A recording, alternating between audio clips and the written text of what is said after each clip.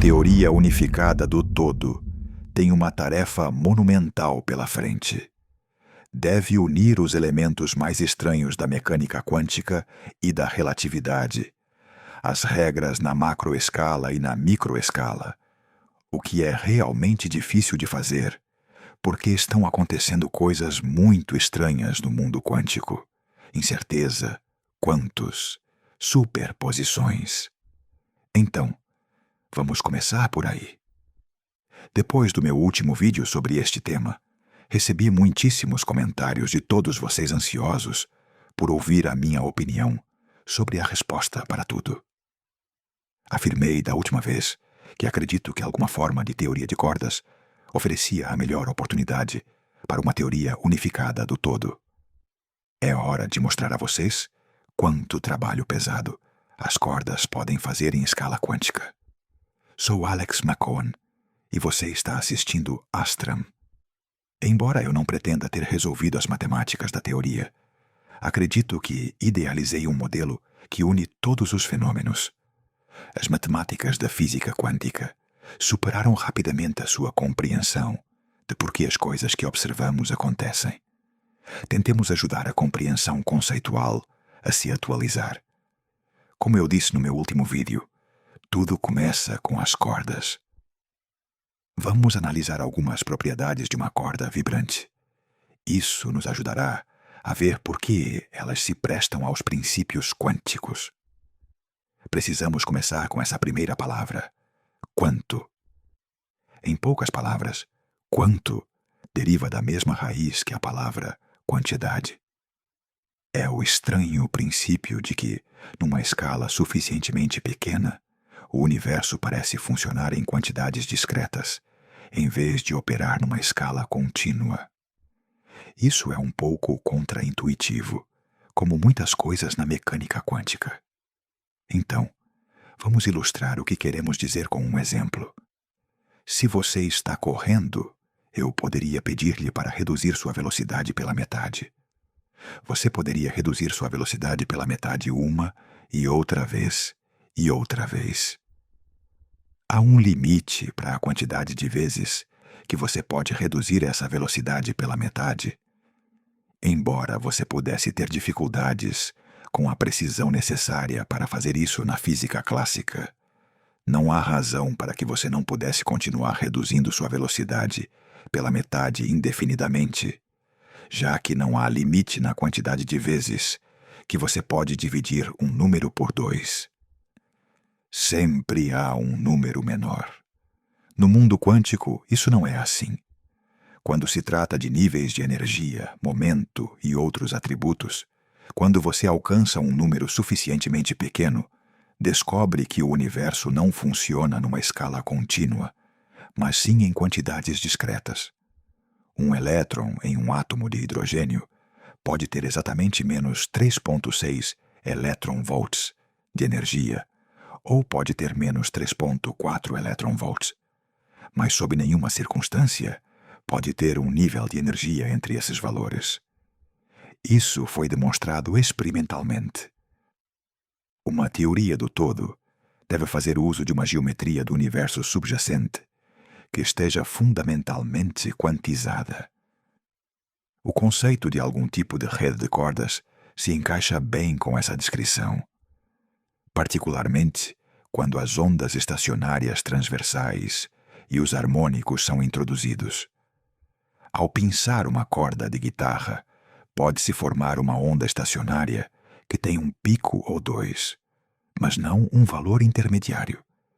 Isso se deve ao fato de que os harmônicos são formados por uma combinação de ondas que viajam ao longo da corda em uma direção, ressoando perfeitamente com as ondas que viajam na outra.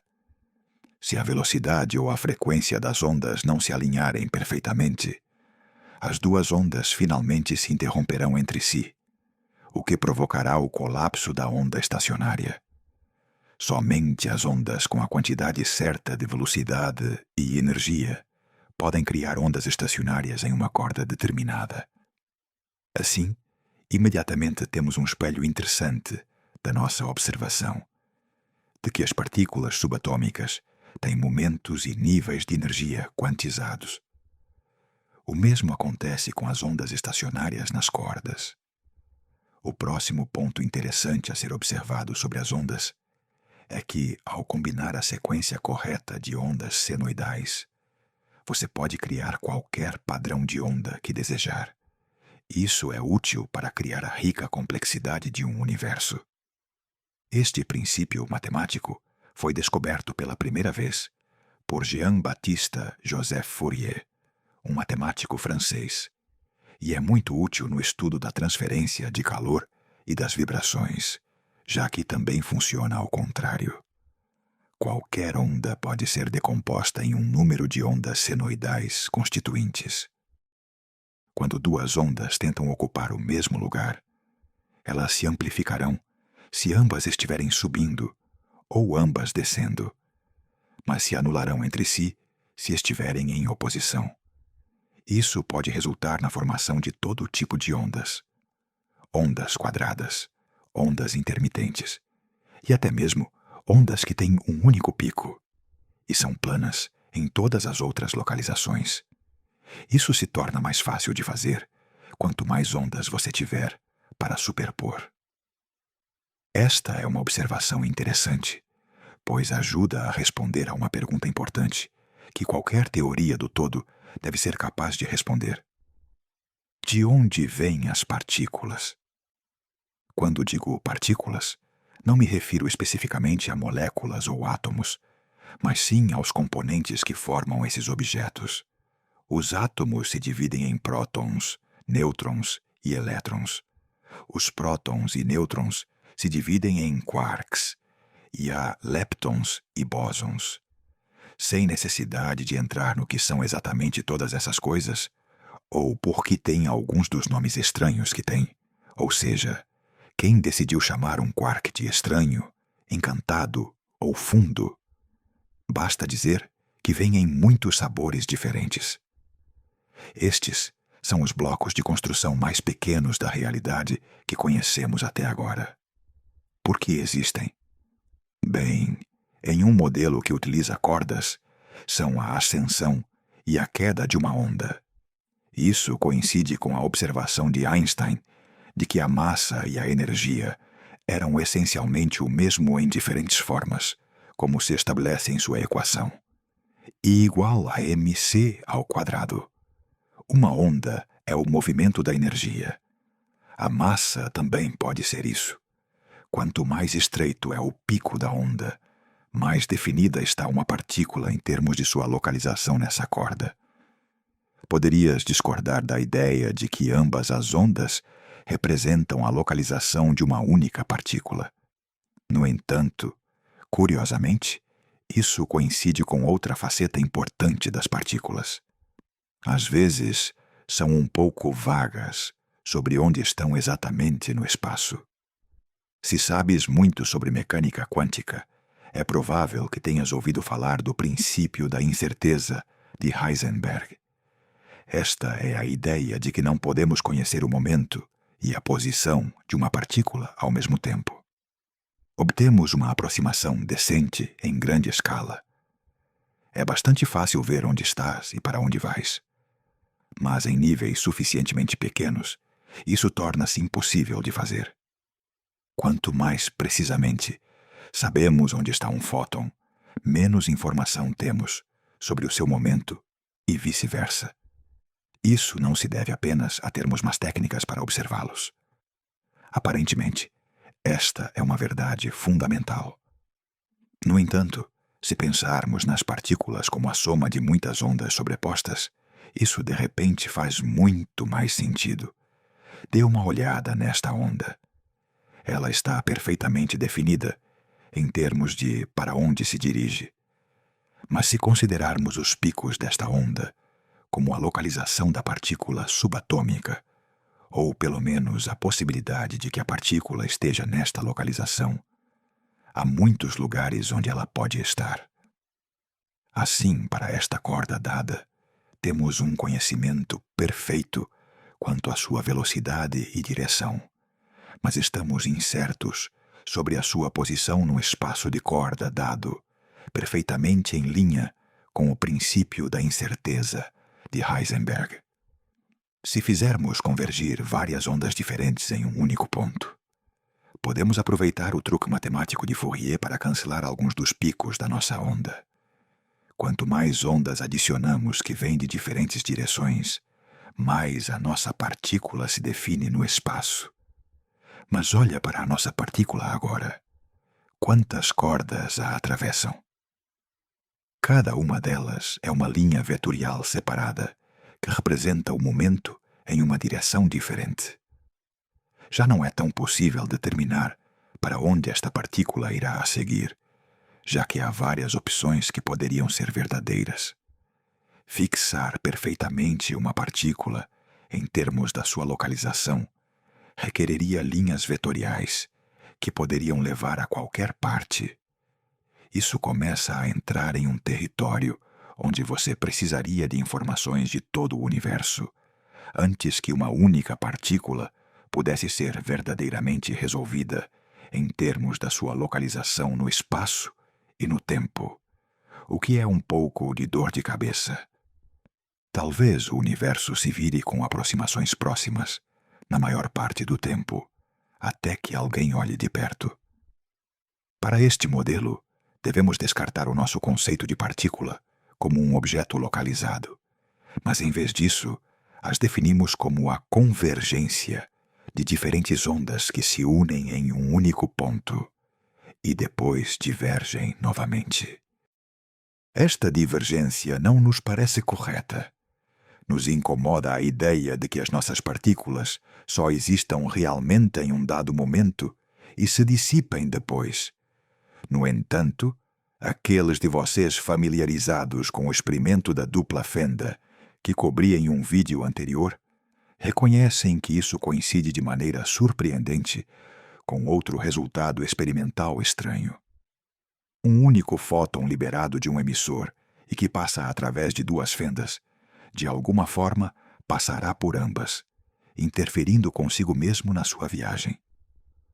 O fóton chega ao detector distante como uma única partícula novamente, o que indica uma nova convergência nesse ponto. Mas ao enviar muitos fótons ao longo deste caminho, fica claro que a interferência está ocorrendo no espaço intermediário. O fóton parece partir como uma partícula e chegar como uma partícula, mas no espaço intermediário adquire as propriedades de uma onda propagadora que ondula. Já começamos a ver como alguns dos aspectos mais estranhos do mundo quântico se encaixam com a ideia de que as cordas transportam ondas de energia. Mas esta é apenas a primeira parte do meu modelo. Para ver realmente o quanto uma teoria coincide com o universo que nos rodeia, precisamos explorar o movimento das partículas através do tempo e do espaço, para compreender melhor o emaranhamento e as superposições. E para fazer isso, precisamos explorar como as cordas levam à gravidade, à dilatação do tempo e a outros princípios da relatividade em escalas maiores. Precisamos ter um conceito claro de como o tempo funciona. Meu modelo o acomoda, mas você terá que esperar até o meu terceiro vídeo desta série para explicá-lo completamente. Enquanto isso, você concorda com o que eu disse até agora? Há outros aspectos da mecânica quântica que você acha que se adaptam ou não se adaptam ao conceito de cordas? Deixe um comentário na descrição abaixo para me avisar. Você foi hackeado. Essas 3 palavras podem ser o golpe mais forte. Quando as lê, qualquer sentimento de segurança se desfaz. Sejam suas mensagens pessoais, suas senhas de redes sociais, seus dados bancários, os arquivos de sua empresa ou qualquer coisa, as consequências de mensagens que antes eram privadas se tornarem públicas são uma sensação horrível, com consequências potencialmente nefastas. Portanto, não é de admirar que a criptografia, verdadeiramente inquebrável, seja uma tecnologia tão cobiçada. E a China pode estar liderando o caminho para isso. Como? Tudo graças a um pequeno satélite chinês, a um experimento que quebrou recordes e a uma nova e tentadora tecnologia, uma que se baseia naquela palavra mágica, quântica. E segundo os cientistas, o método que a China usou, a distribuição de chaves quânticas, promete ser inquebrável, devido aos princípios fundamentais da própria física quântica. Mas o que está realmente acontecendo por trás de todo o alarde? Estamos realmente no amanhecer de um segredo impenetrável para sempre? Ou será essa enigmática palavra quântico a morte dos segredos? Eu sou Alex McCowan e você está assistindo a Astram. Junte-se a mim hoje enquanto dissipamos a escuridão e o mistério em torno da nova era dos satélites e da comunicação quântica e revelamos exatamente como a criptografia quântica pode mudar nosso mundo para sempre. Os truques para manter nossas mensagens em segredo existem há milhares de anos, quase desde que os humanos tiveram segredos escritos. Por exemplo, Júlio César usou uma cifra em suas mensagens, para que parecessem um disparate ininteligível para um inimigo. Mas seus generais ou amigos que conheciam o truque podiam decodificá-las facilmente. A ideia que César usou era simples. Para cada letra do alfabeto, ele simplesmente substituía a letra, por outra letra, um número determinado de lugares mais acima ou mais abaixo no alfabeto. Por exemplo, se ele movesse tudo 3 espaços para a direita, então o A se tornaria D, o B em E, e assim por diante. O X daria a volta no alfabeto para se tornar A. Dessa forma, César podia manter informações vitais em segredo, codificando frases como esta. Mas enquanto você soubesse o número de lugares que ele movia as letras, neste caso, 3 para a direita, então você poderia mover facilmente tudo para trás, para revelar a verdadeira e importante mensagem. Astram é legal. Neste caso, essa única peça de informação, 3 para a direita, é a chave que permite desbloquear a cifra. E a cifra tem usado este mesmo conceito essencial desde então, embora com um pouco mais de complexidade. Infelizmente, esta cifra tem uma fraqueza óbvia. Não há muitas letras no alfabeto, apenas 26. Então, se você encontrasse uma mensagem cifrada com a cifra de César, poderia tentar mover tudo uma vez, depois 2 vezes, e assim por diante, até que as palavras começassem a fazer sentido. No máximo, só precisaria tentar mover letras 25 vezes, e poderia decifrar o código de César. Levaria apenas alguns minutos para saber se você estava no caminho certo. Este método de hacking de cifra é conhecido como ataque de força bruta, fazendo suposições sobre a chave repetidamente até que a cifra seja decodificada aos seus pés. É uma estratégia válida, desde que não haja muitas opções sobre qual poderia ser a chave. É claro, os especialistas em cifra ao longo dos anos idealizaram formas cada vez mais complicadas de misturar as letras para que fosse cada vez mais difícil decifrar por força bruta. Por exemplo, por que manter todas as letras do alfabeto em ordem?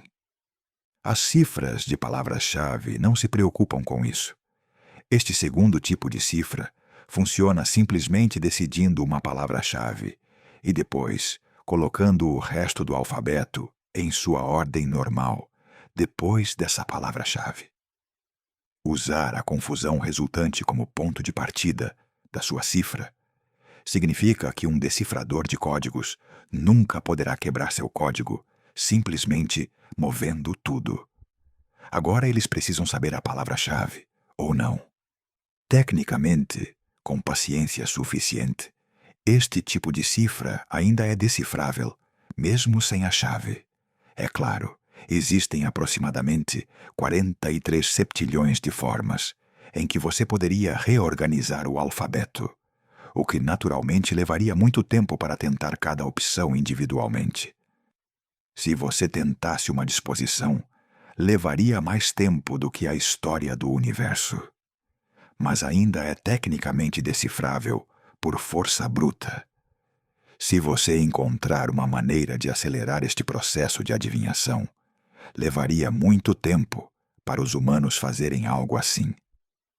Mas uma vez que o computador foi inventado no início do século XIX, as cifras que não eram robustas o suficiente podiam cair diante dos computadores, que faziam suposições muito mais rápido.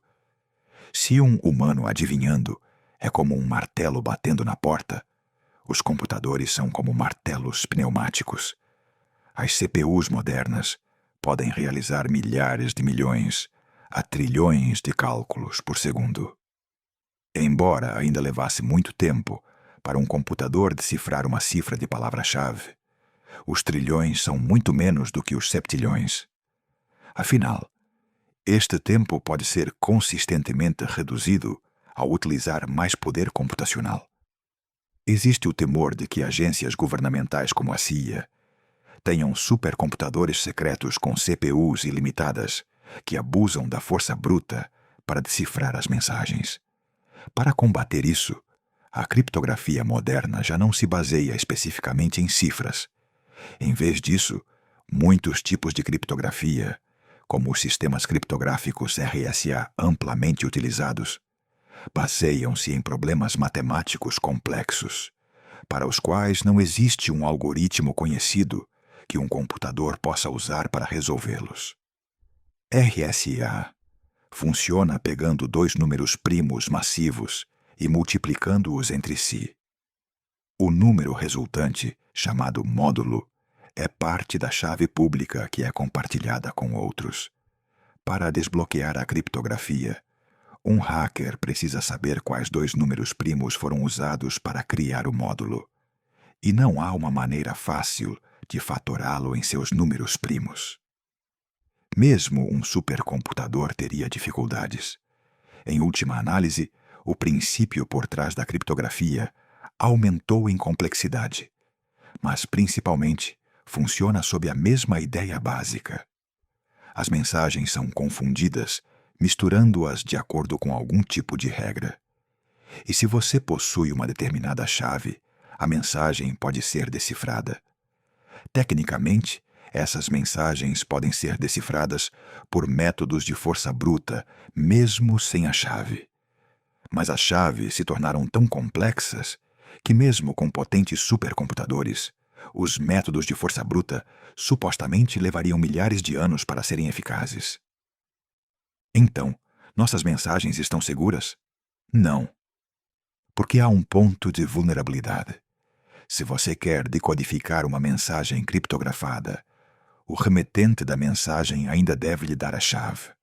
Se esta chave pode ser interceptada, a criptografia pode ser desfeita sem a necessidade de métodos de força bruta. E assim passamos para a criptografia quântica e o que a China acaba de conseguir com o satélite Mícios. Durante 4 décadas, os cientistas teorizaram sobre um método para enviar chaves de criptografia que é completamente, irrefutavelmente impossível de hackear. Muito inteligentemente, não se baseiam simplesmente em ser muito complicados para que os hackers se incomodem, mas utilizam os princípios fundamentais do universo, os princípios da superposição e da incerteza quânticas. Sabemos que as partículas, embora pareçam sólidas e imutáveis aqui no mundo normal, comportam-se de maneira muito estranha, a um nível suficientemente pequeno. Especificamente, elas se comportam como partículas e ondas ao mesmo tempo. Agora, você pode medir a posição de uma partícula, mas teria dificuldades para determinar seu momento. Por outro lado, o momento de uma onda é bastante fácil de medir, mas você teria que se contentar em medir seu comprimento de onda, em vez de sua posição exata. O resultado disso é que não podemos realmente conhecer a velocidade e a posição das partículas em nível quântico ao mesmo tempo. Pelo menos, não com um bom grau de incerteza. Isso é conhecido como o princípio da incerteza de Heisenberg e é um fato comprovado da física quântica. Curiosamente, também sabemos que, uma vez que as partículas são observadas, elas se estabelecem em um dos dois estados. Foi demonstrado, através de experimentos, como o da dupla fenda, que uma única partícula pode viajar por múltiplos caminhos ao mesmo tempo, e só se decide por um ou pelo outro, uma vez que interage com ele. Até então, viaja por ambos os caminhos no que é conhecido como superposição esquerda e direita, como o famoso gato de Schrödinger, que não está nem vivo nem morto, até que a caixa seja aberta e ele seja visto. Estes princípios da física quântica fazem com que, uma vez que uma partícula é observada, ela se comporte de maneira diferente de quando não é observada. E no início da década de 1980, os cientistas perceberam que podiam incorporar isso em uma forma muito segura de enviar chaves de criptografia. Se a chave de criptografia fosse convertida em algo físico, uma corrente de fótons, por exemplo, e um método suficientemente engenhoso fosse idealizado, seria possível, através da estatística, ver se os fótons tinham sido observados ou não entre o remetente e o receptor da chave. Em outras palavras, seria possível ver se algum hacker astuto tinha interceptado a chave de criptografia em trânsito. A tinha anotado e depois a tinha devolvido ao seu destinatário original, esperando passar despercebido. De acordo com os princípios da superposição quântica, no momento em que tal observação ocorresse, a chave seria sutilmente alterada, e essa alteração poderia ser detectável com o conhecimento adequado. E o conhecimento é poder. Se você sabe se sua chave de criptografia é observada ou não, pode adiar o envio da mensagem privada, até que tenha confirmado que tem uma chave não observada. A mensagem em si pode ser transmitida de forma segura, através dos canais habituais. Isto é brilhante. É claro que fazer com que as partículas viajem longas distâncias em um estado de superposição não é realmente muito fácil. Se elas colidirem com um átomo no caminho, a superposição poderia colapsar. Mas os cientistas perceberam que este problema poderia ser minimizado se a maior parte do trajeto fosse realizada em um vácuo perfeito, ou, em outras palavras, se as partículas pudessem ser transmitidas através do espaço. E é a China que levou esta teoria à realidade pela primeira vez. Há apenas um mês, no momento de escrever isto, no 19 de março de 2025, cientistas chineses anunciaram que tinham batido um recorde no uso de um satélite para distribuir uma chave quântica entre Pequim e uma universidade sul-africana perto da cidade do Cabo. Para fazê-lo, utilizaram um diminuto microsatélite chamado MOSI, que enviou pares de partículas entrelaçadas através da enorme distância de 12.900 quilômetros. Cada par entrelaçado individual tinha um risco de colapsar na rota, mas com pares suficientes, os destinatários em cada extremidade podiam comparar partes do seu código e verificar estatisticamente que as suas partículas, e portanto a chave que portavam, estavam observadas ou não observadas. MOSI pesa apenas 23 quilogramas, uma ordem de magnitude menor do que as tentativas anteriores de um satélite quântico. E a conclusão bem-sucedida de sua missão abre o caminho para toda uma rede distribuída de satélites quânticos interconectados que transferem chaves quânticas por todo o mundo para que as pessoas possam enviar mensagens com segurança. Imaginem um mundo onde cada transação financeira, cada e-mail e toda a internet fossem completamente impossíveis de hackear, onde a verdadeira privacidade fosse um fato garantido da vida graças à criptografia hermética. Para aqueles que valorizam tal privacidade, será uma utopia. Ou será? É tudo bom demais para ser verdade? Há uma faceta disso que me faz duvidar e que ninguém parece estar abordando. A distribuição de chaves quânticas funciona através de satélites que distribuem chaves quânticas, que são completamente impossíveis de hackear. Tudo bem. Mas notem o que estou dizendo. Elas distribuem as chaves, não as mensagens em si. Em minha pesquisa sobre este tema, tenho visto repetidamente a afirmação de que as mensagens criptografadas podem ser enviadas com segurança através dos canais normais, porque se pode confirmar, através da distribuição de chaves quânticas, que ninguém interceptou sua chave. A razão pela qual fazem isso é porque a tecnologia quântica ainda não é muito boa para enviar grandes quantidades de dados. Uma chave está bem, mas um arquivo maior é enviado melhor por meios convencionais. Isso é muito inteligente e parece logicamente muito sólido. Mas quão mais seguro é isso dos métodos de força bruta do que a criptografia atual? Os métodos de força bruta funcionam adivinhando chaves uma após a outra. Não funcionam interceptando chaves. Certamente, existem métodos de hacking que funcionam tentando interceptar a chave, já que isso é muito mais fácil do que o vasto poder computacional exigido pela força bruta. Mas se você tem acesso a um computador potente o suficiente, não encontrei uma explicação de por que você se importaria se a chave é quântica ou não. De qualquer forma, é a própria criptografia a defesa, não o quão bem você escondeu a chave. Também imagino um mundo onde os hackers não se importam se são notados ou não.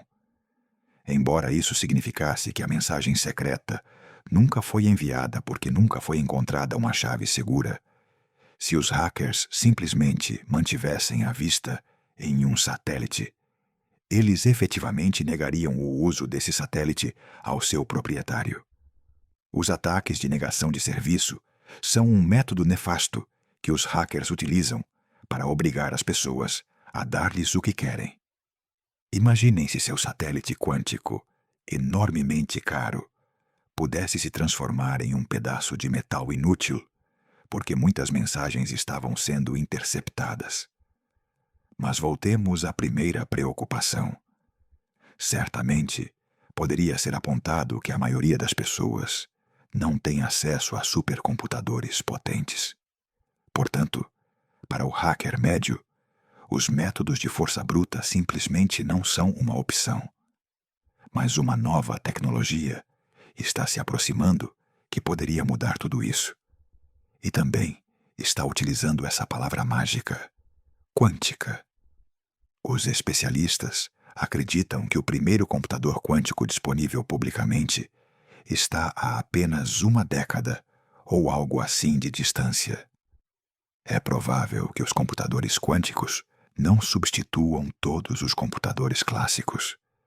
São um pouco especializadas e algumas tarefas cotidianas gerais, como navegar pela web, são na verdade tão rápidas em um computador clássico quanto em um quântico. Mas graças à capacidade de um computador quântico de calcular utilizando CQITs, que podem estar em uma variedade de superposições ao mesmo tempo, em vez de apenas bits, que podem ser 1 ou 0. Existem certas tarefas específicas para as quais os computadores quânticos são muito mais rápidos, assustadoramente rápidos, inquietantemente rápidos. E uma das tarefas para as quais se acredita que serão muito melhores é a de forçar a criptografia. Esta não é uma tecnologia hipotética. Os computadores quânticos já estão aqui nas mãos de poderosas corporações e governos. Em 2015, o Google afirmou que seu computador D-Wave havia demonstrado ser 100 milhões de vezes mais rápido na realização de certas tarefas do que um computador de mesa normal, Como referência, supostamente fez em 1 segundo o que a um computador normal levaria 10.000 anos. Pensem nas implicações disso. A criptografia moderna só está a salvo dos métodos de força bruta, porque a criptografia é tão complexa hoje em dia que a um computador levaria milhares de anos para decifrar todas as possibilidades de chaves. Mas o que acontece quando os supercomputadores quânticos caem nas mãos de todos os hackers? Quando esses métodos de criptografia, elogiados por serem seguros, porque levariam milhares de anos para serem hackeados, podem ser decifrados em momentos. De repente, nenhuma criptografia normal é segura. Isso não sou apenas eu sendo alarmista. O governo dos Estados Unidos também teme isso. O Instituto Nacional de Padrões e Tecnologia, uma agência dentro do Departamento de Comércio dos Estados Unidos, está tão preocupado com a chegada desta tecnologia que está dizendo às empresas para começarem a se preparar agora, mudando a natureza fundamental de suas criptografias. Afinal, embora os computadores quânticos ainda não estejam aqui, não há nada que impeça os hackers de coletar mensagens criptografadas e dados financeiros agora e depois, simplesmente guardá-los, até que chegue o dia em que possam obter seu novo computador quântico das lojas. As senhas, as transações financeiras e certas mensagens confidenciais continuarão sendo às vezes relevantes dentro de 1 década. E uma vez que todas essas mensagens forem decifradas com facilidade, uma onda de crimes e segredos expostos se espalhará por todo o mundo. Mas há esperança. O NIST tem elaborado uma defesa contra a ameaça que a computação quântica representa. E esta defesa não reside em chaves quânticas impossíveis de hackear, mas em algo mais mundano. Algoritmos. Sim, semelhante em ideia aos algoritmos que já estão protegendo a criptografia. No entanto, em vez de proteger as mensagens codificando-as com problemas matemáticos complexos, que demorarão muito para serem resolvidos, o NIST está preparando 5 algoritmos para os quais não importa quanto poder computacional se tenha.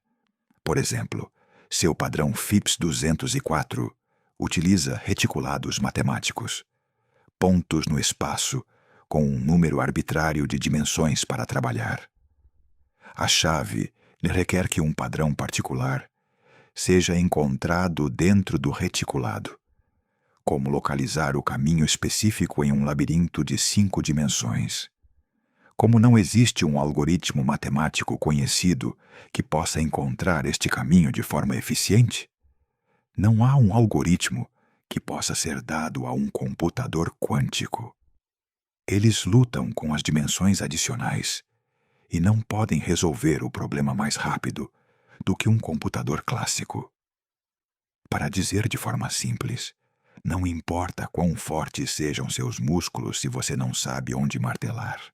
FIPS 204 é um exemplo de um algoritmo resistente à quântica ou pós-quântico. E voltamos aonde começamos.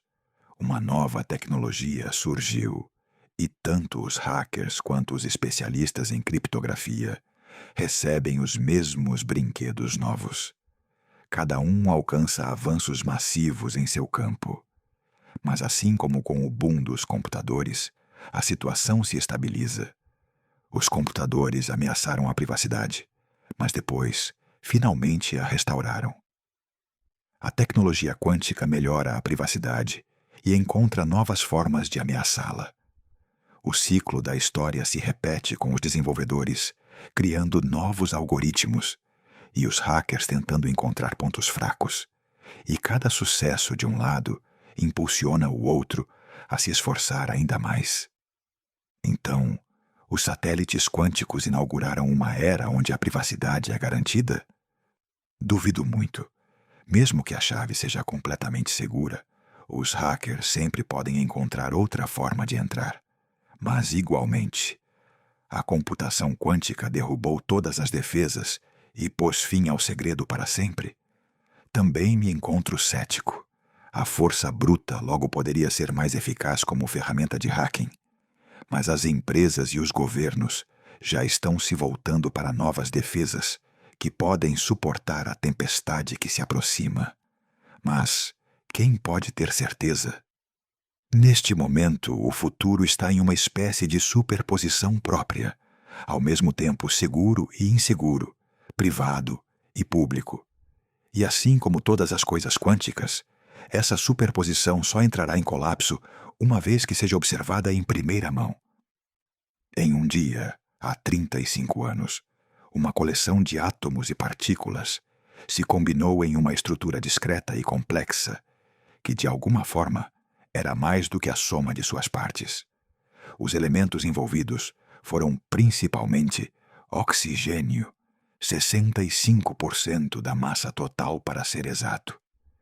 Mas a estrutura também incluía 18,5% de carbono, 9,5% de hidrogênio, 3,5% de nitrogênio e um toque de cálcio e fósforo. Estes elementos se combinam em nosso universo o tempo todo. Mas o surpreendente desta estrutura em particular é que um dia se levantou e se identificou com o nome de Alex McCowan. Fui eu.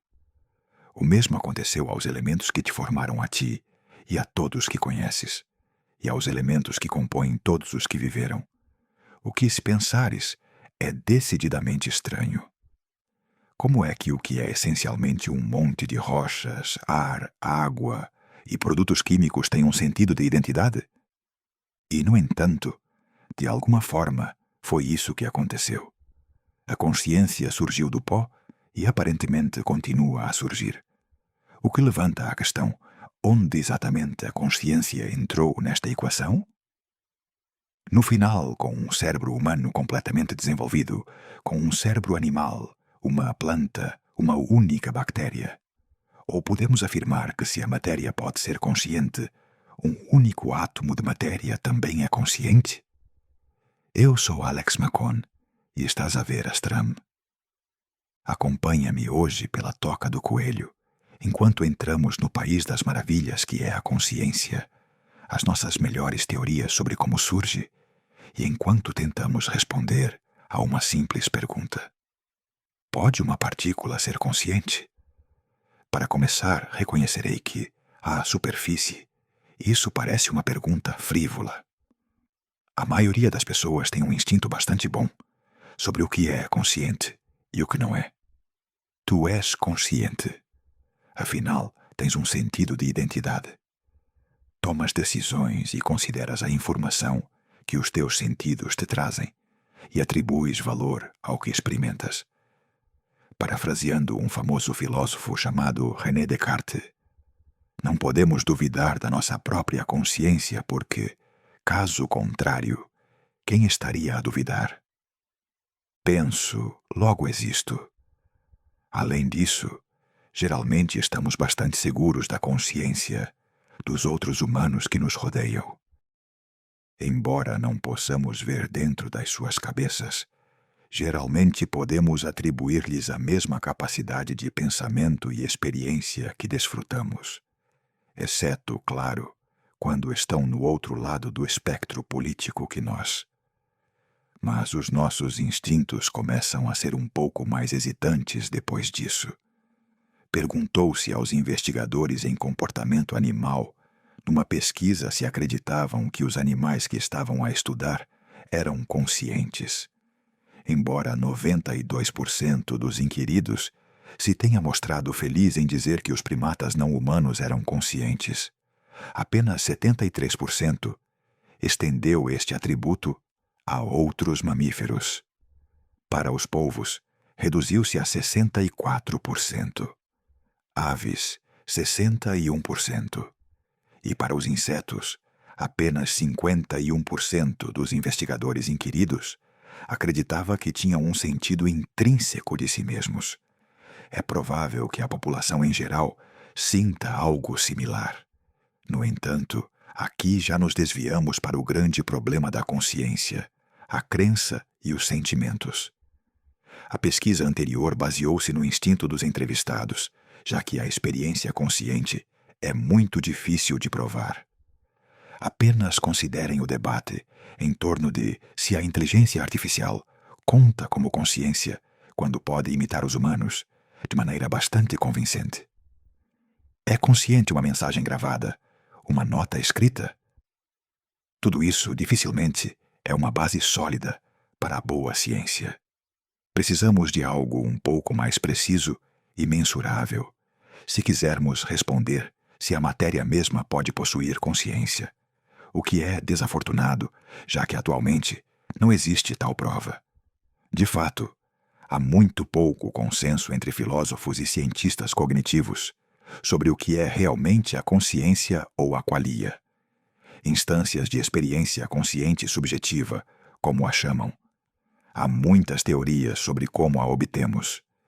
A teoria do espaço de trabalho neuronal global aponta que partes particulares do cérebro se iluminam quando pensamos em certas coisas. Atribui a consciência a estas áreas, as partes do cérebro que realizam o pensamento da parte frontal do cérebro. Aponta que só podemos perceber uma coisa de cada vez, no palco da nossa mente. Por exemplo, já viram a ilusão de ótica do vaso e do rosto? Se olharem para esta imagem, podem ver um vaso ou podem ver um rosto, mas a sua mente pisca entre as duas interpretações sem tentar ver ambas simultaneamente. A consciência é um palco e apenas um número limitado de coisas pode ter proeminência lá de cada vez.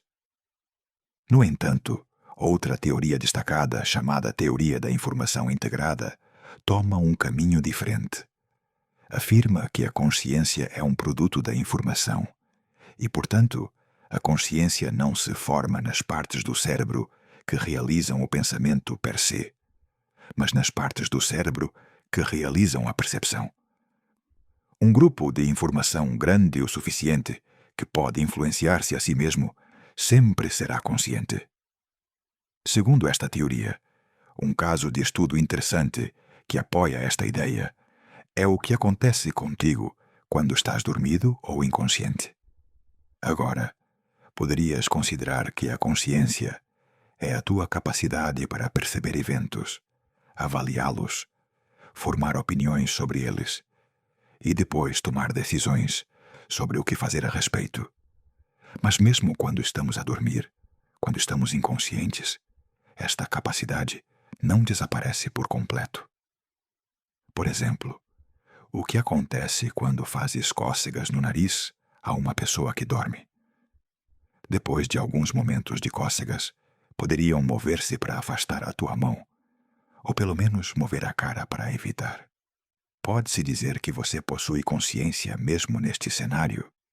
Esta não é a única instância em que nossos cérebros pensam em voz baixa, por trás da cortina, por assim dizer.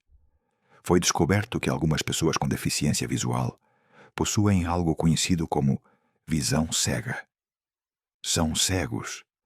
Não têm consciência consciente da visão ou de nada ao seu redor. E, no entanto, as vias neurais em seu cérebro que transportam informações visuais ainda estão intactas. Como resultado, pacientes com visão cega podem navegar por salas sem esbarrar nas coisas, apesar de não conseguirem perceber o que há. Seu cérebro sabe para onde ir, mesmo que eles não saibam.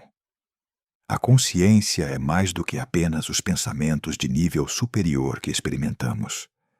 Apesar de todos os avanços em exames cerebrais que ocorreram ao longo dos anos, ainda não está claro qual dessas teorias sobre as origens da consciência está correta, se é que alguma está, porque nenhuma realmente explica a natureza da própria consciência. Sim, eles podem tentar explicar onde isso acontece no cérebro, mas o que realmente é, isso ainda está em debate. O que nos leva de volta à nossa pergunta original. As partículas podem ser conscientes? Se não há consenso entre os pesquisadores que estudam esse fenômeno, parece que devemos fazer algumas perguntas a nós mesmos. Vamos tentar reduzir o que entendemos pela palavra consciência. Quanto pensamento deve ocorrer antes que possamos dizer que algo é consciente? Geralmente, somos bastante generosos a esse respeito. Se estamos contentes em dizer que até mesmo bebês pequenos são conscientes, mesmo que os pensamentos que eles possam estar pensando sejam um pouco mais do que feliz, feliz, o que é isso? Triste. Então parece que não são necessários muitos pensamentos antes que possamos chamar algo de consciente.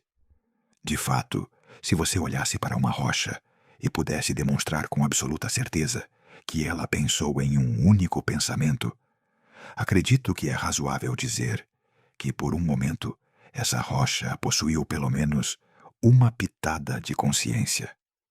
Segundo, vamos descrever o aparato da consciência.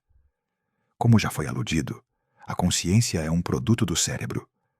É provável que você tenha uma sensação inata disso. Considere todo o seu corpo e pergunte-se: onde você está nesse corpo? Olhe para suas mãos. Olhe para seu peito, suas pernas. Esses lhe pertencem. E sim, você pode controlá-los.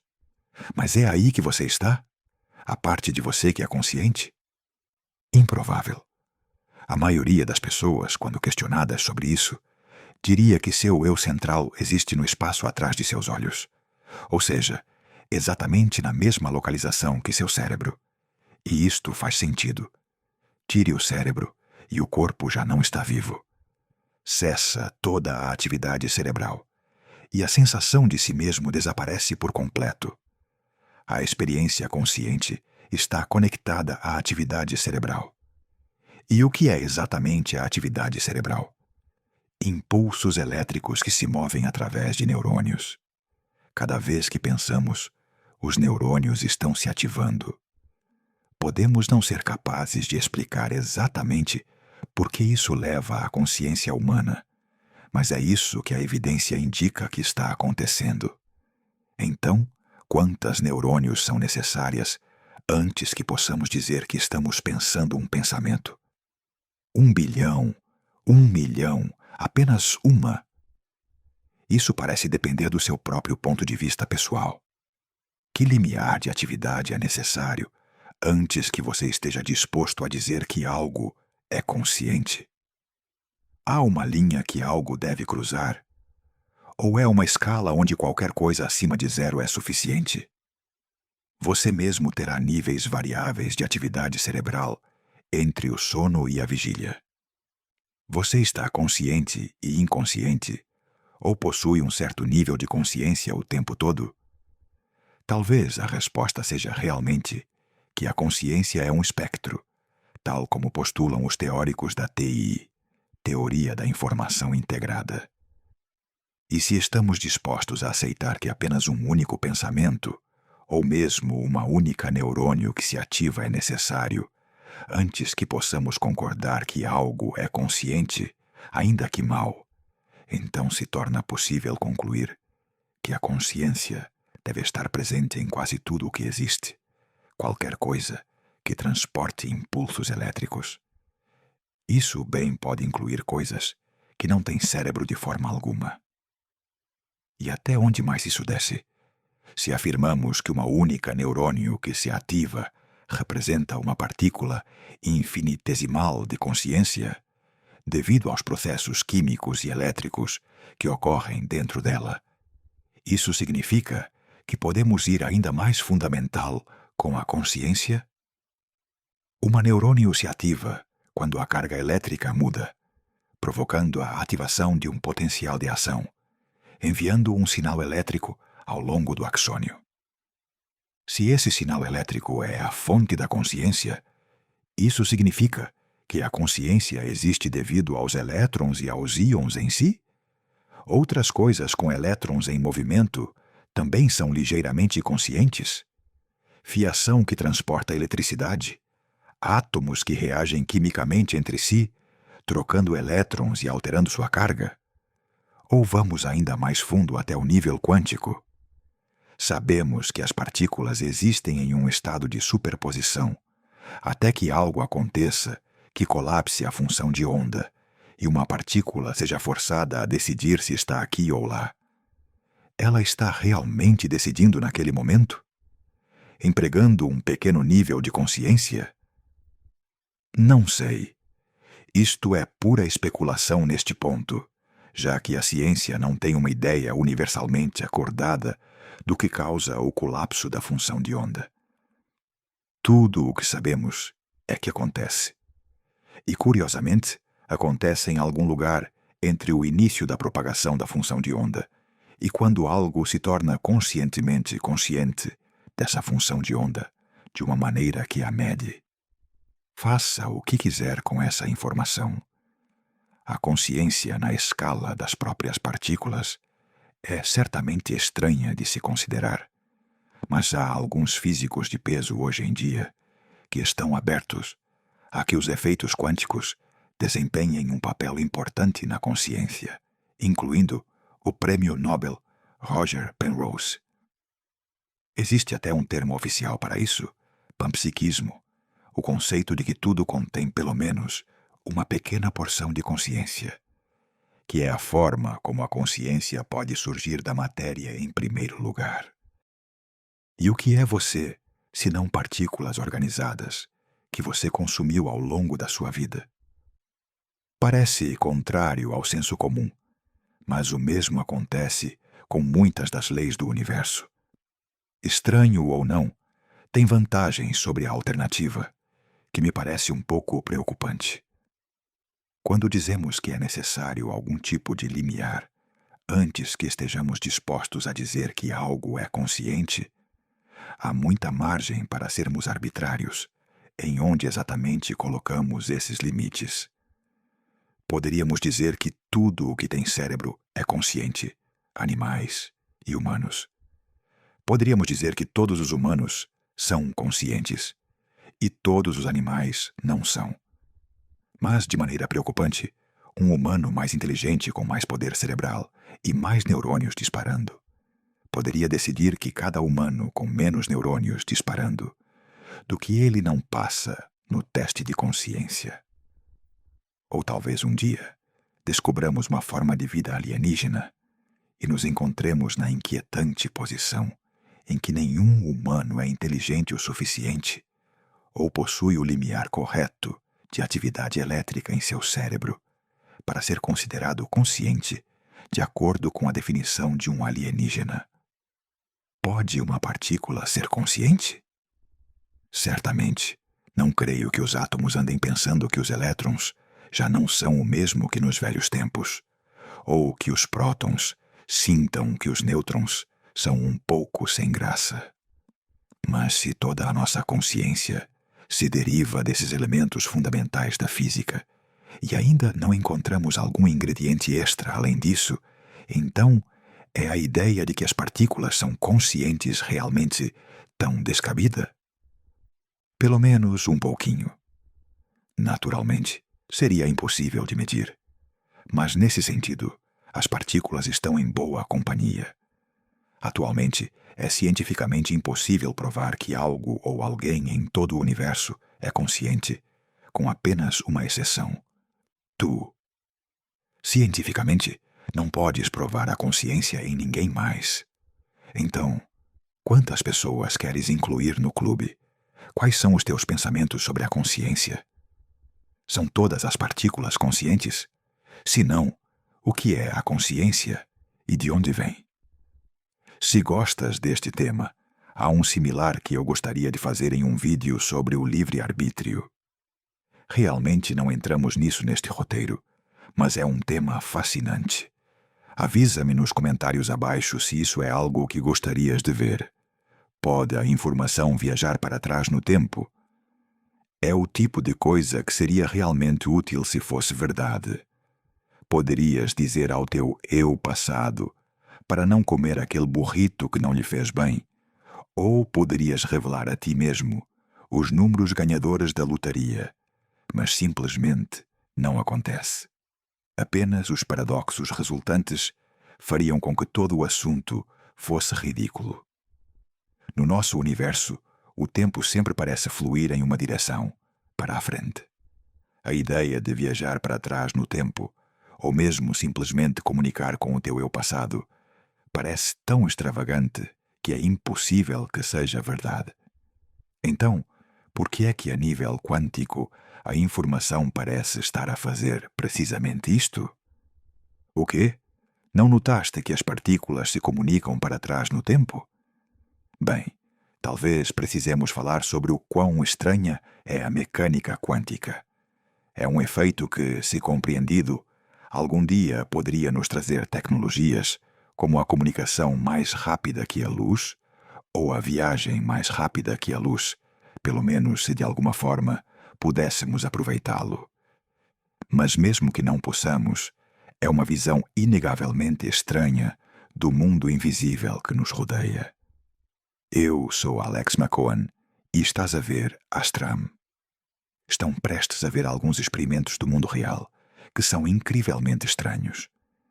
E se no final deste vídeo gostaste do que aprendeste, não hesites em dar gosto a este vídeo e subscrever o canal. Simplesmente, por favor, não quebres a causalidade quando o fizeres. Então, o que quero dizer com partículas que viajam para trás no tempo? Segundo todos os indícios, não parece possível.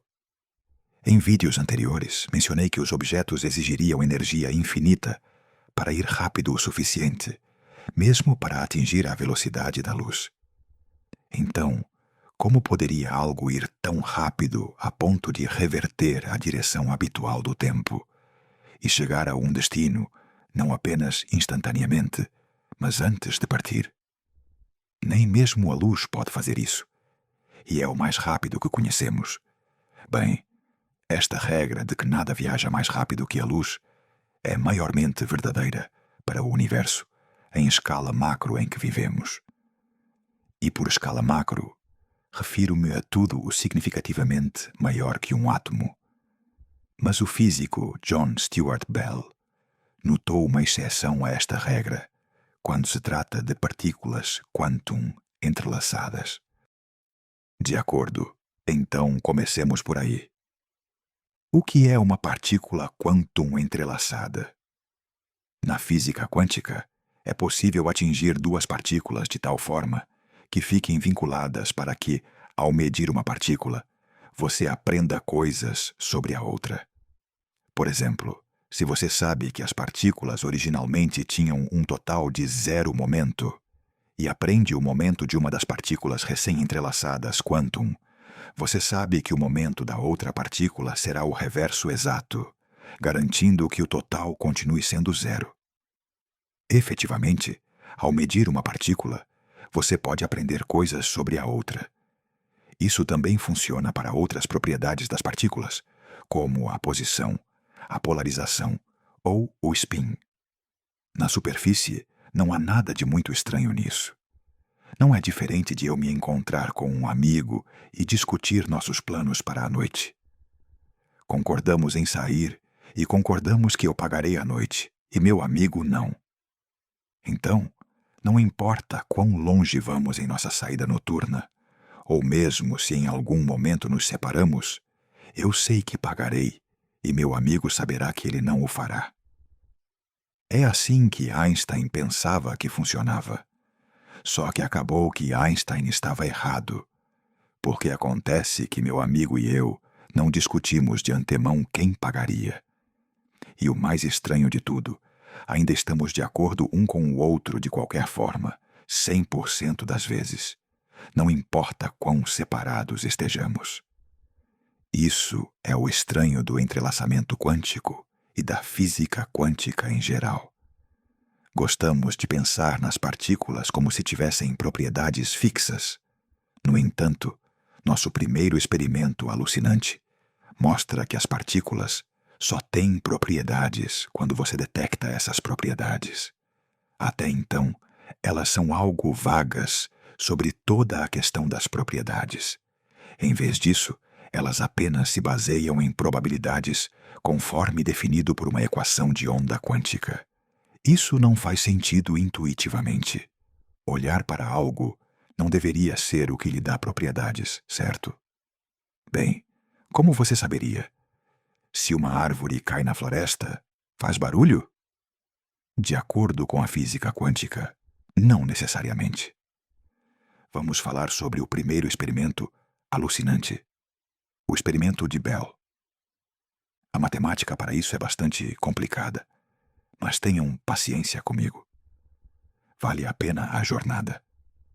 O experimento foi primeiramente conceptualizado por John Stuart Bell, que queria saber se as partículas realmente tinham propriedades secretas que carregavam consigo, conhecidas como variáveis ocultas, ou se realmente estavam inventando algumas coisas na hora. Notou um fato matemático interessante sobre o spin das partículas. Antes de continuar, provavelmente deveria mencionar que o spin quântico não é o mesmo que o spin normal. Enganosamente, o spin quântico na realidade define se uma partícula é influenciada, empurrada ou puxada por um campo magnético. O nome não é importante, mas é importante ter em conta que estas partículas na realidade não estão a girar e, portanto, podem ter diferentes valores de spin em quase qualquer direção. Agora tomemos duas partículas quanticamente entrelaçadas e digamos que dispusemos que o seu spin some um total de 0 entre elas. Isto significa que se uma partícula fosse atraída por um campo, a outra será empurrada por ele numa quantidade igual ao longo dessa direção, com o entendimento de que isto não te diz nada sobre o seu spin em outras direções. Uma das características do spin quântico é que, se medirmos o spin de uma partícula entrelaçada em qualquer direção dada, digamos cima e baixo, terá uma probabilidade de 50% de estar a girar para cima e uma probabilidade igual de 50% de estar a girar para baixo. Mas lembra-te, uma vez que meças a outra partícula entrelaçada, terá uma probabilidade de 100% de girar na direção oposta à primeira partícula. Só com este facto, não há forma de saber se as duas partículas já conheciam o seu spin, ou se de alguma forma o estão a decidir no momento, e lhe estão a conferir entre si agora que lhes foi perguntado. Mas Bell notou algo inteligente ao fazer uma pergunta inteligente. Se me disses duas partículas quanticamente entrelaçadas de duas direções selecionadas ao acaso, quais são as probabilidades de que o seu spin para diferentes direções coincida? Agora definamos que em qualquer momento uma partícula está a girar para um detetor. O seu spin é para cima e em qualquer momento está a girar para longe de um detetor. O seu spin é para baixo. Quais são as probabilidades de que ambas as partículas estejam a girar para cima ou para baixo quando são testadas? E quais são as probabilidades de que contrastem? Formalizemos isto com um pequeno experimento. Aqui temos duas partículas entrelaçadas, com 3 detetores, que leem o seu spin em diferentes direções. Se as partículas A e B forem lidas com o detetor superior, então um dos seus spins será para cima e o outro será para baixo. Estão entrelaçadas. Isto é o que vimos anteriormente. No entanto, se a partícula A for lida com o detetor superior, enquanto a partícula B for lida com um dos outros dois, estas duas direções de spin não são opostas. Então, a partícula B tem flexibilidade na direção em que vai. A física quântica afirma que as partículas estão inventando seus atributos no momento. Então, uma vez que você mede o spin da partícula A usando o detector superior, era um 50-50 se o spin na outra partícula, usando um dos outros detectores, coincidiria ou contrastaria. Mas isto não é o que a física clássica previu. Deixe-me mostrar o que quero dizer. A física clássica afirma que as partículas carregam consigo informações secretas que definem seu spin em qualquer direção dada. Assim, para nossas 3 direções testadas, cada partícula já teria um valor. Elas não estão inventando isso no momento. Digamos hipoteticamente que a informação oculta de nossas partículas indica cima-baixo para a partícula A e baixo-cima para a partícula B. Já que B deve ser oposta a A para cada uma das direções 1, 2 e 3. Escolhamos um detector aleatoriamente para A. Selecionamos o detector 1. O detector 1 nos diz que A está girando para cima. Agora, selecionemos um detector aleatoriamente para a partícula B. Selecionamos o 1 lá também. Este detector nos dá uma leitura de baixo. 1, 1, cima, baixo. De fato, podemos traçar todos os resultados possíveis deste processo de seleção aleatória no gráfico. Há 9 resultados possíveis, se você medisse apenas a partir de 2 detectores em um dado momento. 1, 1, 2, 1, 1, 3, 2, 2, 1, 2 e assim por diante. Para cada uma destas possíveis seleções, temos resultados de variáveis ocultas fixos que já conhecemos porque hipoteticamente os definimos antes. Vamos completá-los. Agora, é claro, se você detectar partículas usando o mesmo detector em ambas as partículas, obterá um resultado contrastante, porque elas estão entrelaçadas. Mas não estamos interessados nestes resultados. Tanto a física clássica quanto a quântica concordam nisto. Então, vamos eliminá-los. Quais são as probabilidades de que 2 detectores diferentes para as partículas A e B vejam o mesmo resultado? E quais são as probabilidades de que difiram?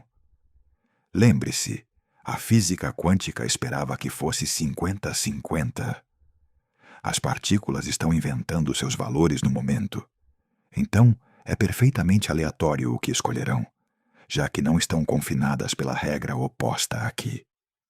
Mas nesta tabela, a física clássica diz que os resultados contrastantes só ocorrem 1/3 das vezes. As outras vezes são ambos para cima ou ambos para baixo.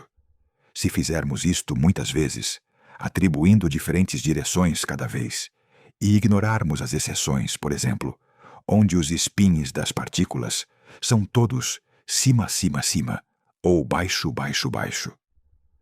Uma vez que os números são processados, o importante a tirar de tudo isto é que, segundo a matemática, a física clássica prevê um resultado coincidente 55% das vezes, enquanto a física quântica continua a prever simplesmente 50%. Maldita seja a bela tabela. Esta diferença percentual foi a chave. Ao entrelaçar quanticamente partículas e executar este teste uma e outra vez, agora era possível ver que percentagem estava correta. E resultou que o vencedor foi a física quântica. As partículas aparentemente estavam inventando seus resultados de spin no momento. O que é assustador, porque não só põe em causa as nossas percepções da própria realidade, mas também significa que no momento em que uma partícula decidiu o seu resultado de spin, a sua companheira quanticamente entrelaçada soube instantaneamente que essa decisão tinha acontecido. Poderias testar ambas as partículas ao mesmo tempo, sem importar a distância, e este mesmo resultado voltaria. De alguma forma, a informação tinha viajado de uma partícula para a outra sem tempo, muito mais rápido que a própria luz. Assim, algo estranho já estava acontecendo aqui. Este resultado refutou as predições de Einstein e demonstrou que certa informação parece ir mais rápido que a luz. Mas podemos levar isto um passo mais além e fazer com que a informação retroceda no tempo. Há outro experimento conhecido como o teste de escolha retardada. O seu propósito principal era explorar a natureza fundamental da luz, se era uma onda ou uma partícula, e averiguar quando decidia ser uma ou outra. Experimentos como o da dupla fenda tinham feito isto no passado com resultados mistos. Às vezes, a luz se comportava de maneira ondulatória, criando padrões de interferência nos detectores que só podiam acontecer se uma onda estivesse interferindo consigo mesma. Mas às vezes se comportava como uma partícula, atingindo apenas um único ponto em um detector. Mas o mais desconcertante de tudo, parecia mudar a forma como se comportava, dependendo de se estava observando o seu caminho através do espaço ou não. Se a luz podia percorrer múltiplos caminhos e ninguém estava observando para ver qual tomava, simplesmente passava por ambos como uma onda. Mas observada, passava apenas por um, como uma partícula. Este resultado já era suficientemente desconcertante e merece um vídeo por si mesmo.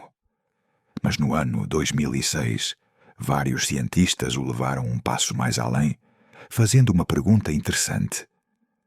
O que aconteceria se se tentasse observar a luz depois que já tinha tido que escolher um caminho? Consideremos este experimento. É enviado um só fóton a um divisor de feixe com uma probabilidade de 50% de que se lhe permita continuar seu caminho pela trajetória 1 ou de que se reflita para cima pela trajetória 2. Uma vez em qualquer das trajetórias, o fóton ricocheteia em espelhos e ambas as trajetórias voltam a convergir aqui, onde é inserido o outro divisor de feixe. Mais uma vez, o fóton tem uma probabilidade de 50% de ir em qualquer direção, com a mesma possibilidade de chegar a um dos dois detectores. Se a luz fosse apenas uma partícula, enviar um único fóton para este experimento daria uma probabilidade igual de que chegasse a um detector ou ao outro. Não seria possível saber por qual caminho foi, já que os dois divisores de feixe o tornam impossível de saber. Mas sim, seria possível ver onde terminou. No entanto, isso não ocorre. Quando o segundo divisor de feixe está presente, a luz produz um padrão de interferência, o que indica que o único fóton passou por ambas as trajetórias, colidindo em última instância consigo mesmo, antes de seguir para ambos os detectores. Isso parece uma forte evidência de que a luz é uma onda. Certamente se comporta como tal aqui. Mas o que acontece se o segundo divisor de feixe for retirado? De repente, sabe-se por qual caminho a luz viajou. Se a luz chega ao detector superior, deve ter vindo da trajetória 1. Se chega ao detector lateral, deve ter vindo pela trajetória 2. E algo nesse conhecimento assusta a luz. Ela para de ir por ambas as trajetórias. E, de repente, cada fóton só chega a um detector. Aqui está a pergunta. O que acontece se o divisor de feixe for inserido depois que o fóton já começou, por uma ou ambas as rotas? É por isso que o teste é chamado de escolha retardada. Se a escolha de como exatamente se pretende detectar o fóton for atrasada, seja sabendo por qual caminho veio, ou tornando isso ambíguo, o que acontece com a luz? O que acontece é algo muito estranho. Quando este experimento foi realizado, foi feito várias vezes, com o divisor de feixe sendo inserido ou não de forma aleatória, mas sempre sendo inserido depois que o fóton havia entrado em uma ou ambas as trajetórias. E, no entanto, os resultados foram inequívocos. Se o divisor de feixe estava presente, o fóton repentina e, aparentemente retroativamente, parou de escolher um caminho. Se o divisor de feixe era retirado, o fóton parecia saber que seria detectado mais tarde e escolhia um caminho específico para se adaptar. De alguma forma, o fato de o divisor de feixe ser adicionado ou removido no futuro mudou o que o fóton fez no passado. Então, o que está acontecendo aqui? É realmente verdade que as partículas de alguma forma viram o futuro?